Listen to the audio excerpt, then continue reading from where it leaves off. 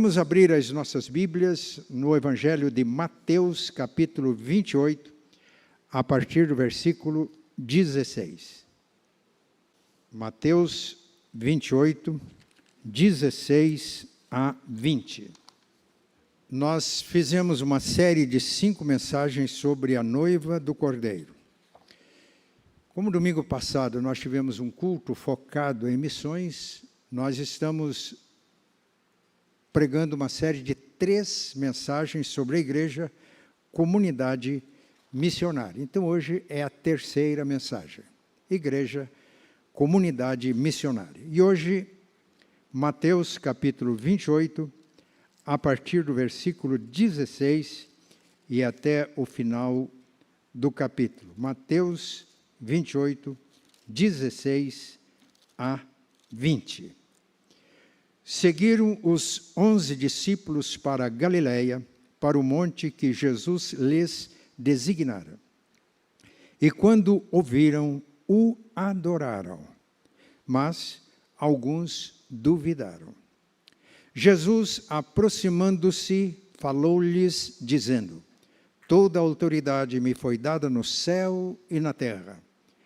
Ide, portanto, fazei discípulos de todas as nações, batizando-os em nome do Pai, e do Filho, e do Espírito Santo, ensinando-os a guardar todas as coisas que vos tenho ordenado, e eis que estou convosco todos os dias, até a consumação dos séculos.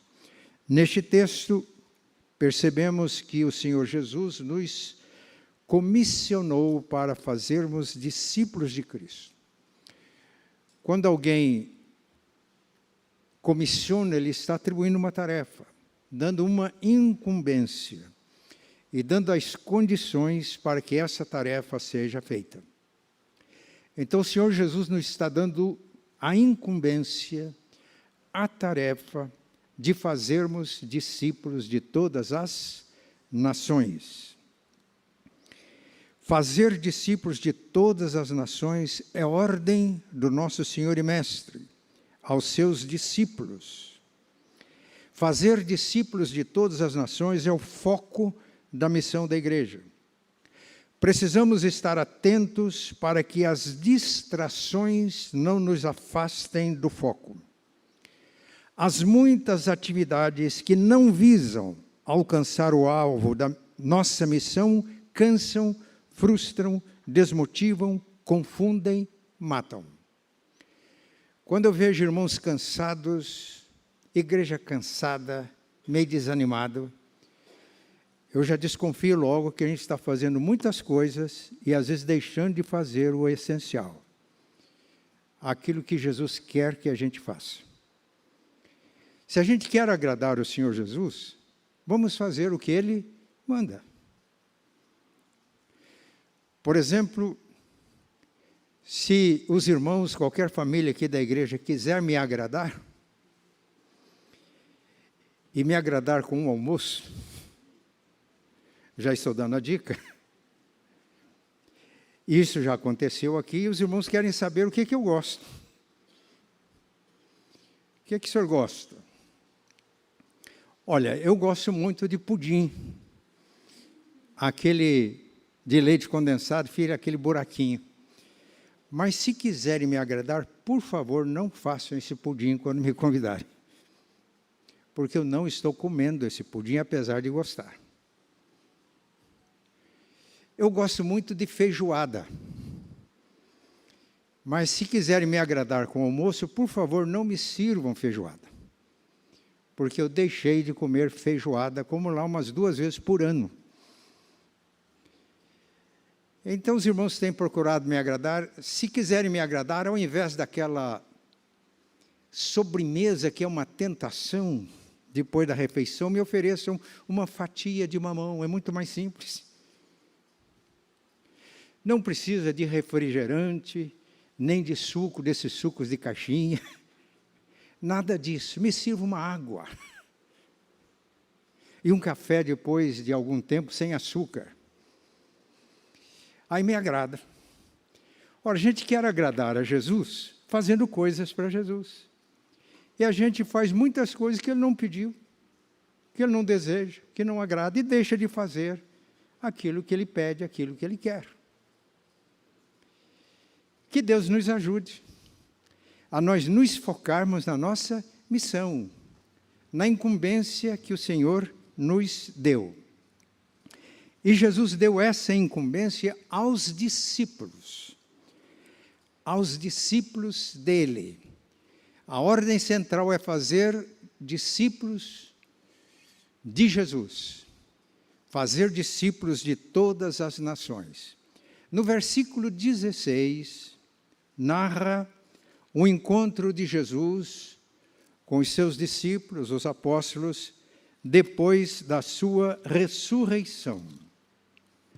E notem que no versículo 16 está escrito assim: seguiram os 11 discípulos para Galiléia, para o monte que Jesus lhes designara. Por que 11? Porque um dos discípulos, que eram apóstolos, tinha traído Jesus. O colégio apostólico completou-se em Atos capítulo 1 com a escolha de Matias, que substituiu Judas Iscariotes. Os 11 discípulos. Mas esses 11 eram apóstolos. Eu já ouvi irmãos dizendo e pessoas dizendo, esta ordem de fazer discípulos de todas as nações foi dada aos apóstolos, não à igreja toda. Mas os irmãos percebem que aqui no texto, quando fala dos apóstolos, refere-se aos apóstolos como discípulos. Porque antes de ser apóstolos, eles eram discípulos. Quando Jesus começou o seu ministério, ele fez a transição da antiga para a nova aliança, fazendo discípulos. Basta ler Evangelho de João, capítulo 1. Por exemplo, ele chama André. E André leva Simão a Cristo. Ele chama Filipe. Filipe leva Natanael, que se tornaria o apóstolo Bartolomeu, leva a Cristo. E vamos lendo os evangelhos e ele vai chamando pessoas e fazendo discípulos. Depois, dentre os seus discípulos, ele chamou alguns para que fossem apóstolos. Marcos capítulo 6 narra isso. Jesus chamou dentre os discípulos alguns para que fossem apóstolos. Assim, discípulos somos todos nós. Dentre nós, discípulos de Jesus, ele chama alguns para funções especiais ou diferentes.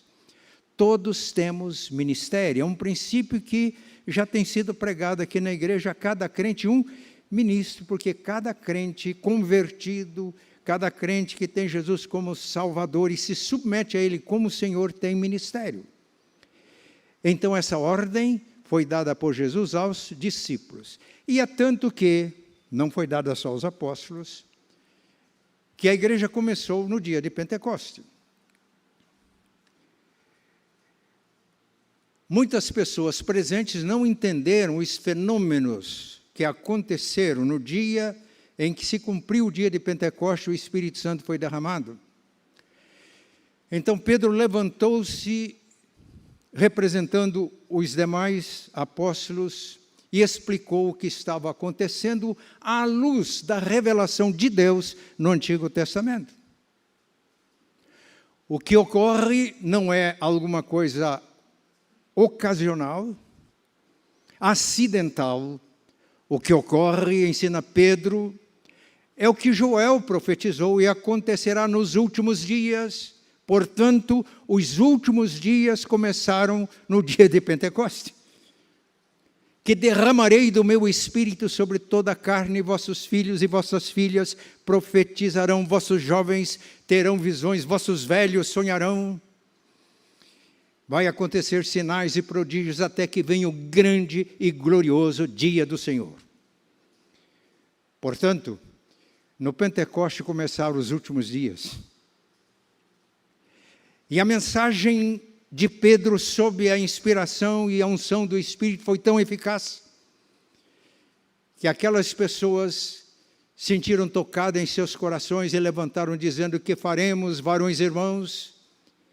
E Pedro diz: arrependei dos vossos pecados e cada um de vós seja batizado em nome de Jesus para a remissão de pecados e recebereis o dom do Espírito, todos os que creem. Porque essa promessa é para todos. Com muitas outras palavras, Pedro dava testemunho, dizendo: salvai-vos desta geração perversa. Então os que lhe ouviram a palavra foram batizados, e houve um acréscimo de quase 3.000 pessoas naquele dia. Nasce uma igreja forte em Jerusalém.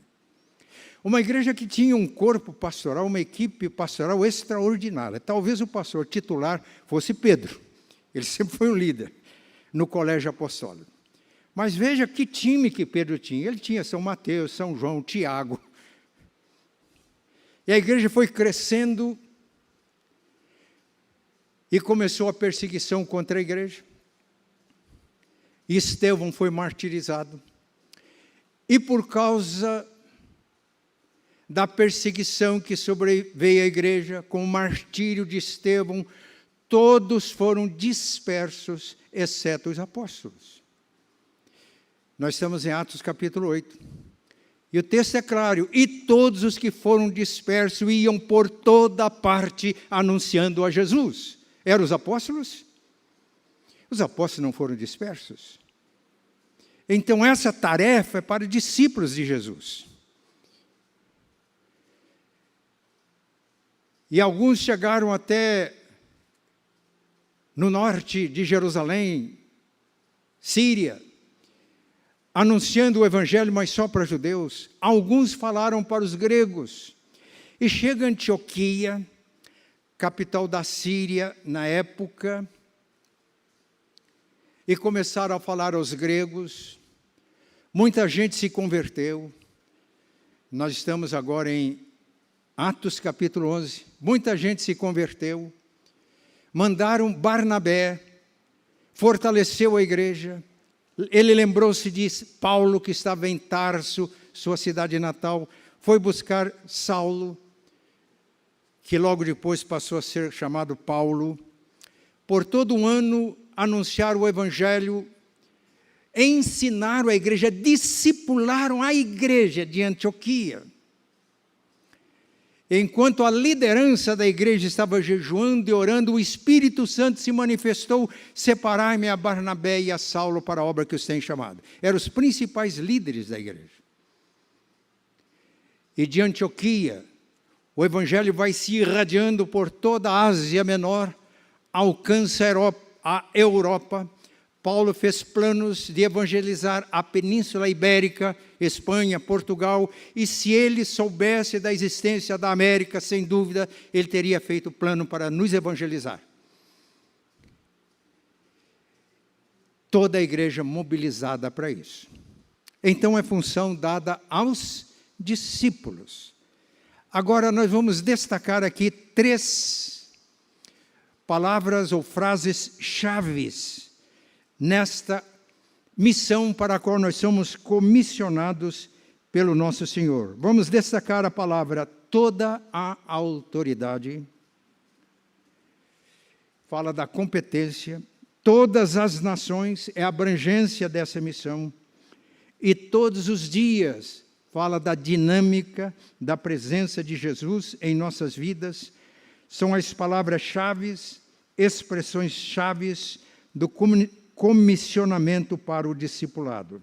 Ser e fazer discípulo. Vamos então ver a primeira palavra-chave. Toda a autoridade. Versículo 18. Mateus 28, 18. Versículos 16 a 17, Jesus encontrou-se com os discípulos, eles se aproximaram, todos o adoraram, alguns duvidaram, mas ele não levou em conta as dúvidas, incertezas, ele deu uma ordem. Não importa hoje as suas dúvidas, incertezas, se você é crente, temos uma ordem aqui para obedecer, tudo bem? Mas no versículo 18 ele diz: é-me dada toda a autoridade no céu e na terra, portanto, ide, fazer discípulos. É-me dada toda a autoridade no céu e na terra, portanto, ide. O que é que isso nos ensina? Ser crente não apenas crer em Jesus para ser salvo, viu, gente? Na década de 60, eu participava de movimentos estudantis e eu convivia com gente de todas as tendências, dentre elas comunistas convictos.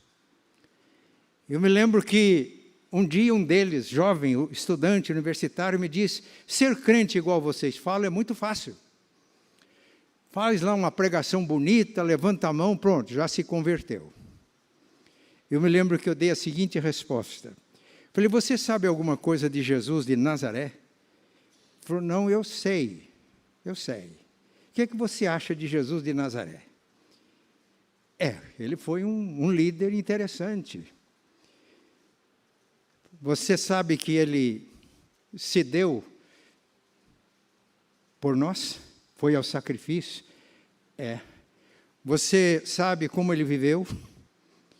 Então, meu filho, ser cristão, e olhei bem nos olhos dele, é ser discípulo de Jesus, seguir nos passos de Jesus.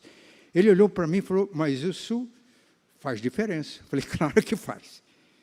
Faltou fazer um apelo para que ele se rendesse a Cristo. Claro que faz.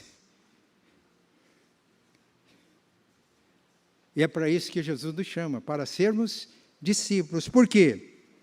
Quando vivemos sob a autoridade de Cristo, em obediência, temos o poder do Espírito Santo para fazer discípulos desde onde estamos até aos confins da terra.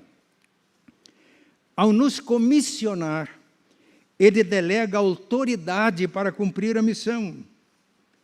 Quando obedecemos, estando sob a autoridade de Cristo, o poder do Espírito Santo se manifesta e as coisas acontecem. É uma autoridade que ele delega a nós para cumprir a missão. Vou deixar isso mais claro. O que é autoridade delegada? Se o presidente da República viesse a Curitiba, eu sei que muitos o amam, outros são indiferentes, alguns até odeiam. Eu não estou focalizando aqui, estou na autoridade máxima do nosso país. Viesse a Curitiba e resolvesse dispensar o seu motorista e resolvesse dirigir o seu carro nas ruas de Curitiba e se empolgasse, transgredisse as leis do trânsito. Na esquina estava um guarda de trânsito, ele mandava o carro do presidente parar. E quando ele chega, ele vê que é o presidente. Ele falou: eu conheço o senhor de televisão, eu lhe conheci não numa circunstância muito agradável, porque o senhor transgrediu uma lei e eu tenho o dever de lavrar o auto de multa. O presidente diz: então lava, filho, o auto de multa. Ele lava, assina, e o presidente deve ir no lugar próprio e recolher a multa, senão ele está desrespeitando a sua própria autoridade. Os irmãos entenderam o que quis dizer? Por quê? Eu estou usando isso apenas como exemplo. Porque a autoridade ao mandatário da nação é dada pela nação através do voto. E aí, a autoridade é delegada até chegar no guarda de trânsito.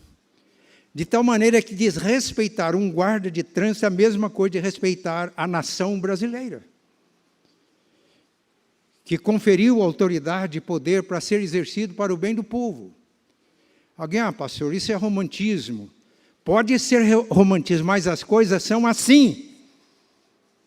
E se um presidente da República agir diferente, ele é indecente, porque deve ser o primeiro a dar exemplo em cumprir as leis do país.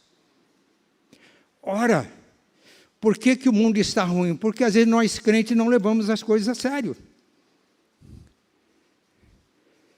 A ordem que Jesus dá é clara. E para isso ele nos dá autoridade. Eu era pastor de uma igreja muitos anos atrás, compramos um terreno e começamos a construir um templo. Quando compramos, por medida de precaução, um dos nossos presbíteros era advogado, tiramos uma certidão vintenária no cartório para dizer que, desde 20 anos para trás, já estava ali registrado começamos a construção. Um dia eu fui surpreendida em casa com a visita de um oficial de justiça. Uma ordem judicial para suspender a construção, porque aquele terreno não era nosso. Eu fiquei muito chocado. Peguei o telefone e liguei para o presbítero, que era advogado. Ele falou, mas ele é oficial de justiça mesmo? Eu falei, é. Então, pastor, ele está investido da autoridade do nosso Estado. O presbítero é muito sério. O senhor assina, sim, a notificação. Agora, nós vamos pegar esse processo e vamos passar um pente fino.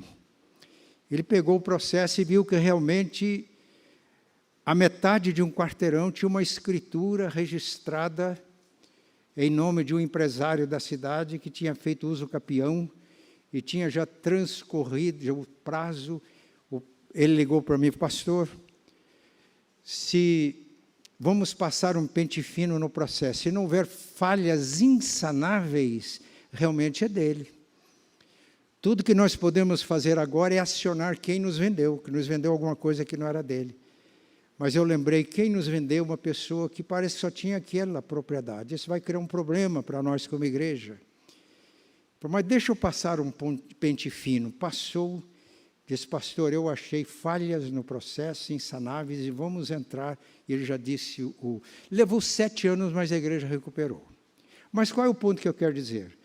Quando eu recebi a visita do oficial de justiça, na minha frente estava o José. Suponhamos que o nome dele fosse José. É o José.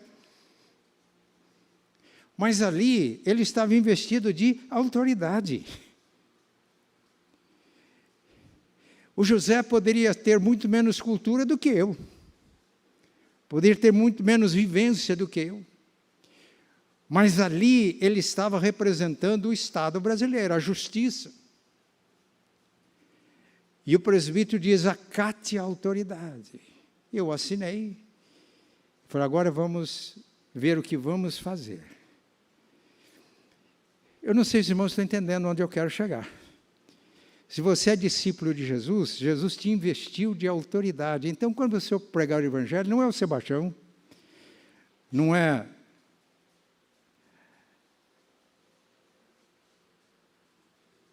o mouse, é um discípulo de Jesus, que recebeu a autoridade de Jesus para fazer isso. Então, obedeça. E obedecendo, ele age. A autoridade se torna efetiva. E as coisas acontecem. Agora, mas pastor, eu não tenho muito dom para evangelizar, não tem problema. Você entregue-se a Deus e Deus vai orientar como você vai servi-lo. Porque nós já vimos domingo próximo passado que nós cumprimos a ordem de fazer discípulos como comunidade de discípulos. Schwartz é um livro que nós vamos usar aqui no planejamento da igreja. Ele tem uma obra muito bem escrita e quando ele fala de ministérios orientados pelos dons, ele fez pesquisa em 1000 igrejas de mais de 40 países, dos 5 continentes, e ele descobriu pessoas que têm o dom de evangelista na igreja à base de 10%. Mas a incumbência de evangelizar, de fazer discípulos, é de toda a igreja. Eu quero ilustrar isso para os irmãos de uma maneira muito simples. Um dia eu estava muito abatido, eu achei que eu estava muito fraquinho como pastor. E eu não estava errado, não. Meu ministério está muito improdutivo. Eu comecei a analisar, falei, eu acho que eu estou fazendo coisa que não precisava de fazer. E comecei a pedir que Deus me orientasse. Eu comecei a ter uma ideia de deixar o que eu estava fazendo e de me engajar, aquele grupo de discípulos da Bugra, a viver pela fé. E impressionante que a minha esposa estava concordando comigo. Dali a pouco eu recebo um telefonema. Alguém de Lima, no Peru, me telefonando. Disse, pastor, o senhor foi bem de viagem. Eu tinha feito uma viagem aos campos missionários da igreja e tinha voltado desanimado. Falei, fui bem de viagem. Nós oramos pelo Senhor. Falei, muito obrigado. Preste atenção. Eles falaram, pastor, nós amamos muito a Bugra, porque através dela nós recebemos vida. Falei, que bom, eu fico feliz. Mas aí preste atenção. Mas nós amamos muito o Senhor. Porque é através do Senhor que a missão da Bugra é resultado do discipulado. O Senhor a discipulou. Falou, isso me deixa muito feliz, já estava me confortando. E aí eu falei, agora o que eu estava pensando está dando certo, porque esse grupo que eu achava que eu devia acompanhar, que está ligando para mim. Mas aí veio uma outra coisa. E nós amamos muito a IPI. Para quem não sabe, IPI é Igreja Presbiteriana Independente. Porque foi através da IPI que o Senhor e a Bugra têm ministério. Ah, que joia! E mais, a gente quer que o senhor saiba que a gente não pode estar no Brasil, a história é longa, não vou contar, mas nós nos consideramos ovelhas suas, eu fiquei confortado, e nos consideramos membros da IPI, da Igreja Presbiteriana Independente. Nessa altura, eu botei o telefone no gancho e disse para ela, Deus cortou o meu barato. Tem que continuar fazendo, vinha fazendo, porque eu não tinha dons, e Deus não me chamou para evangelizar lá na praça em Florianópolis. Se eu fosse lá, eu não ia conseguir os mesmos resultados que a Bugra conseguiu. Mas o discipulado fez com que ela fosse. E, meus irmãos, quantas vidas foram alcançadas. Então, a ordem dada aos discípulos, e temos autoridade como comunidade de discípulos. Agora, cada um descubra o seu trabalho na comunidade. Não necessariamente a evangelização na rua, de porta em porta, mas cumpra com fidelidade o que Deus lhe dá para fazer. Não se distraia querendo fazer muitas coisas. Aquilo que Deus te dá para fazer, que você vai contribuir para que toda a comunidade seja discipuladora. Se vocês estão entendendo isso e vamos praticar isso, eu já podia parar a mensagem por aqui. Quase que eu ouvi um amém agora. Opa! É um aviso que eu tenho que maximizar o meu tempo aqui. Mais uma segunda palavra-chave. Todas as nações. Versículo 19. Portanto, ide, fazei discípulos de todas as nações. Fazei discípulos de todas as nações. Há uma coisa muito importante aqui, meus irmãos, que no versículo 19 de Mateus 28 só tem um verbo no imperativo, no original grego. Na tradução em português tem dois verbos, ide e fazei discípulos. Concordam comigo? Esses dois verbos estão no imperativo? E verbo no imperativo da ordem? Mas, quando Jesus falou, e o evangelho foi escrito em grego, Mateus 28, 19, só tem um verbo no imperativo, e não é ide, é fazei discípulos. Os irmãos já ouviram dizendo, nós precisamos de obedecer ao ide de Jesus? Já ouviram isso? Não está de todo errado. Mas a ordem não é ide, a ordem é fazei discípulos. Porque se você vai e não faz discípulo, você não cumpriu a missão. É como um vendedor, ele faz muitas coisas, tira a mercadoria da prateleira, mostra, usa saliva, argumenta, mas não vendeu. Ele alcançou o seu objetivo? Então a ordem a ser cumprida, o alvo, o objetivo, o cerne da nossa missão é fazei discípulos. E para fazer discípulos, ele nos dá 3 estratégias. Eu já disse que o verbo ir, batizar e ensinar, eles não estão no imperativo. Então, o verbo ir, numa tradução em português mais fiel ao original, seria assim, enquanto ides, fazei discípulos. Isso, meus irmãos, é muito prático. Ide não está no imperativo, não é uma ordem, mas é uma estratégia.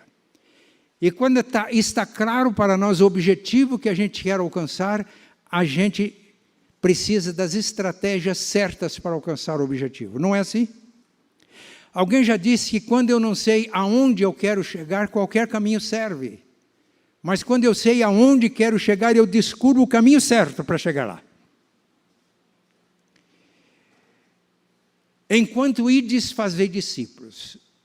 Agora, pastora Priscila, me ajude. Falta 20 para o meio-dia, é isso? 11h40 agora. Nós estamos aqui todos reunidos aqui, adorando a Deus. Vocês estamos ouvindo a palavra. Amanhã, às 11h40, onde vocês estarão? Onde vocês estarão amanhã? Alguns vão estar em casa, né? Outros vão estar no trabalho. Outros vão estar viajando. Mas a gente sai daqui e vai para casa, não é? Então, quando a gente sai aqui do templo hoje, aliás, a campo missionário é aqui dentro do templo, porque se aqui agora estiver alguém que não recebeu Cristo como Salvador e Senhor, é um campo missionário, tá ok? Alguém já disse que todo coração sem Cristo é campo missionário, ainda que esteja na igreja. E todo coração com Cristo é um missionário. Então a nossa missão começa aqui. E daqui nós vamos para as nossas casas. Enquanto ides, fazei discípulos. Amanhã nós estamos indo... Olha, amanhã os irmãos vão para lugar que eu não tenho acesso como pastor. Lá onde o irmão trabalha, na sua indústria, no seu comércio, na sua empresa. O acesso é do irmão, o campo missionário é próprio do irmão. Enquanto ides, fazei discípulos. Indo, fazei discípulos. Tudo bem? E um exemplo aqui, meus irmãos, é de Ananias. Quando Saulo ouviu de Jesus, eu sou Jesus a quem tu persegues, mas levanta e entra na cidade, e lá eles te dirão o que te convém fazer. Isso é discipulado. Quem foi ao encontro de Saulo na casa de Judas? Ananias. Ananias não podia ficar na sinagoga judaica ou se tivesse um templo evangélico esperando que Saulo fosse lá, porque Saulo estava numa casa, 3 dias sem comer e beber, jejuando e orando. Então Jesus conversou com Ananias, e esse é o discípulo, tem intimidade com ele. Vai lá, Saulo. E ele foi e entrou na casa. Irmãos, Jesus entrava nas casas para fazer discípulos. Por exemplo, ele entrou na casa de Zaqueu, que era odiado, discriminado pelos escribas, pelos fariseus, pelas pessoas muito religiosas da época. Jesus jantou com Zaqueu, conversou com ele, e enquanto pessoas estavam censurando Jesus, Zaqueu levantou e disse: Senhor, estou pronto a dar metade dos meus bens para os pobres, e se eu prejudiquei alguém, quero restituir 4 vezes mais. Aí Jesus disse: hoje entrou a salvação nesta casa, porque este também é filho de Abraão. Jesus entrou na casa de Zaqueu. Pedro entrou na casa de Cornélio. Para isso, o Espírito Santo teve que iluminar Pedro, dizendo que ele não ia se contaminar. E converteram-se Cornélio, seus parentes íntimos, os seus conhecidos, e nasce uma igreja em Cesareia. Paulo entrou na casa de Lídia, falou do evangelho lá à margem de um rio. Ela creu e foi batizada, e todos os seus. E insistiu com Saulo e os seus companheiros para que fossem para a sua casa. Depois Paulo e Silas foram presos. Quando saíram da cadeia, para onde eles foram? Para a casa de Lídia. E vendo os irmãos, foram confortados. Isto é, já havia uma igreja na casa de Lídia. Eu disse que com a mensagem no dia de Pentecostes, quase 3.000 pessoas se converteram. Atos 2:46 diz, e eles reuniam, estavam unânimes e reuniam no templo e de casa em casa, com alegria e singeleza de coração. Eles iam de casa em casa. Atos 5:42 diz, eles não cessavam de falar de Jesus no templo e de casa em casa. Paulo, Atos 20:20, disse para os presbíteros de Éfeso, eu não deixei de anunciar coisa alguma proveitosa para vocês publicamente, porque em Éfeso não havia e nunca houve, na era apostólica, um templo, coisa proveitosa publicamente, na escola de Tirano, e também de casa em casa. Meus irmãos, que Deus levante Ananias, ou que todos nós sejamos como Ananias. Domingo no templo, é muito bom, mas ao sair do templo, vamos de casa em casa. Meus irmãos, a visão de igreja em células foi dada por Deus, a liderança dessa igreja, como visão. E é missão nossa retomar com ânimo, com entusiasmo este processo e viver essa realidade da igreja primitiva, no templo e de casa em casa. Essa é a abrangência. Mas a segunda estratégia é batizando. E batizando aqui, batizando não apenas uma cerimônia, batizando é todo um processo de integração daquele que se converte na comunhão do corpo de Cristo, a igreja do Deus vivo. Foi isso que Ananias fez, ele entrou na casa e ministrou a Saulo. Impôs as mãos e orou sobre ele, ele recuperou a vista, foi batizado, ficou cheio do Espírito Santo. E o texto diz que ele permaneceu alguns dias com os discípulos em Damasco, isto é, ele foi integrado na comunhão do corpo de Cristo em Damasco. Depois Saulo foi para Jerusalém, e em Jerusalém os apóstolos e os irmãos tinham dificuldade de acreditar na conversão de Saulo.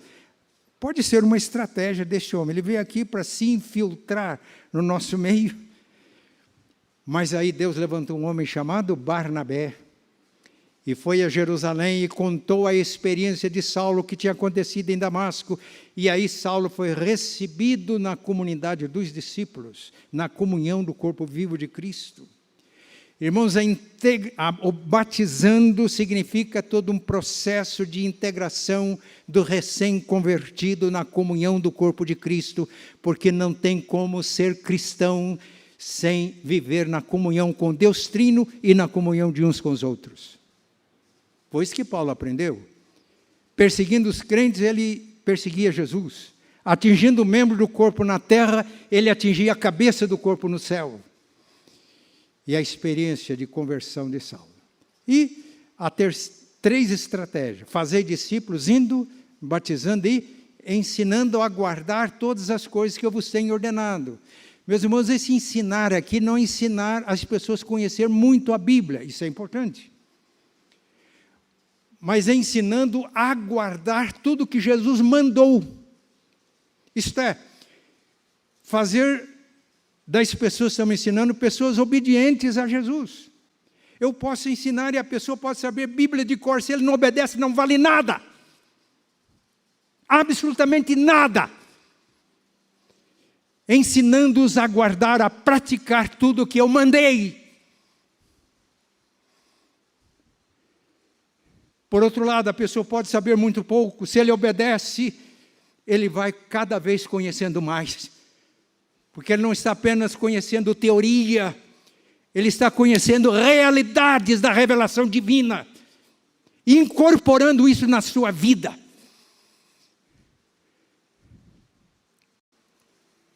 Fazer discípulos, de que maneira? 3 estratégias. Indo, enquanto ides. Segunda estratégia, batizando, integrando. Terceira estratégia, ensinando a obedecer. Isso parte do nosso exemplo. Parte do nosso exemplo. E a terceira palavra-chave é a dinâmica. Versículo 20. E eis que estarei convosco todos os dias até a consumação dos séculos. Que coisa linda. A gente às vezes separa as promessas dos mandamentos. Isso não é bom, ok? Jesus faz essa promessa, mas antes ele dá um mandamento. Aos que obedecerem fielmente a Jesus, podem contar com essa promessa.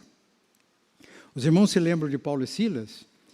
Em Filipe, por causa do Evangelho, eles foram presos, açoitados, ficaram com o corpo ferido de açoites, lançados no cárcere interior, sem iluminação, sem ventilação, e os pés e as mãos ligados no tronco.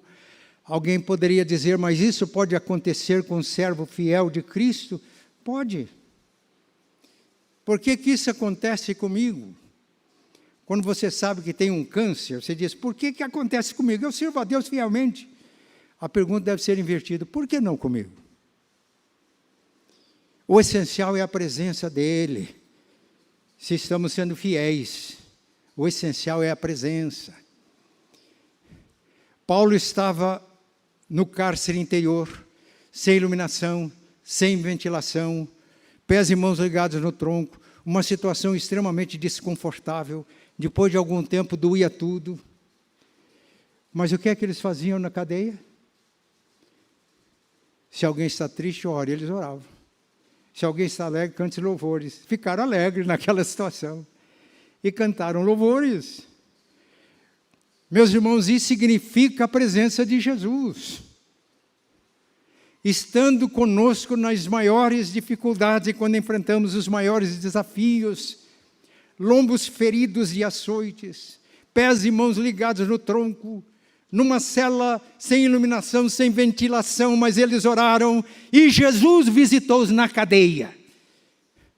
E a presença de Jesus foi tão forte que eles começaram a cantar e a louvar a Deus. E os demais presos escutando. Dali a pouco um terremoto naquela cadeia. As algemas caíram dos punhos dos presos. O carcereiro que era responsável ficou apavorado. Ia suicidar porque ele sabia o que vinha para ele de punição. Quando Paulo bradou, não te faças nenhum mal porque todos nós aqui estamos. O carcereiro não teve dúvida da presença de Jesus naquela cadeia. E ele entrou e prostrou-se diante de Paulo e Silas e disse, varões, que eu devo fazer para ser salvo? Meus irmãos, Jesus precisa de discípulos que nas circunstâncias mais difíceis orem nas dificuldades. Alegrem-se na esperança, sejam pacientes na tribulação, na oração perseverantes. Que perseveram mesmo nas situações mais difíceis, porque é nessas situações mais difíceis, quando o crente ora, quando a presença de Deus se manifesta, a glória de Deus se manifesta nas situações mais difíceis da nossa vida. E aí, não precisa de muitas palavras, as pessoas procuram dizendo, o que é que eu devo fazer para ter a presença do mesmo Jesus que vocês têm? Paulo, escrevendo aos Romanos, capítulo 15, ele estava dizendo que todos os crentes participam do sacerdócio.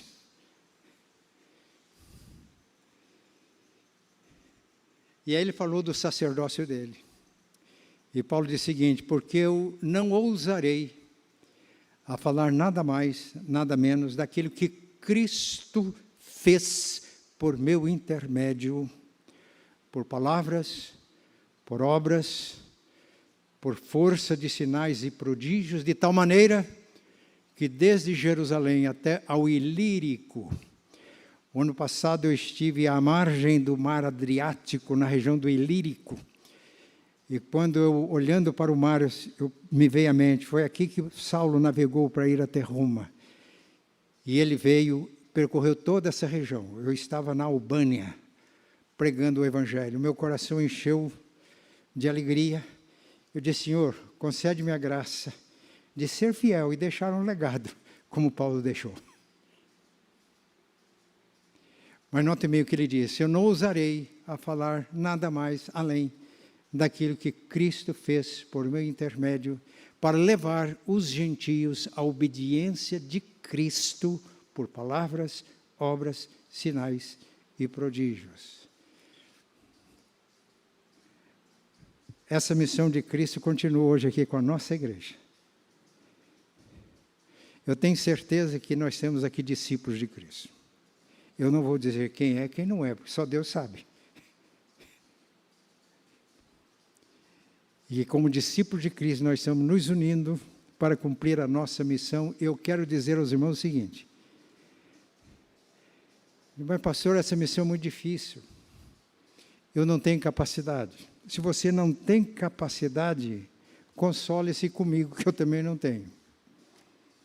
Paulo diz, a nossa capacidade vem de Deus. Mas uma coisa simples, aquilo que Deus dá para você fazer, obedeça.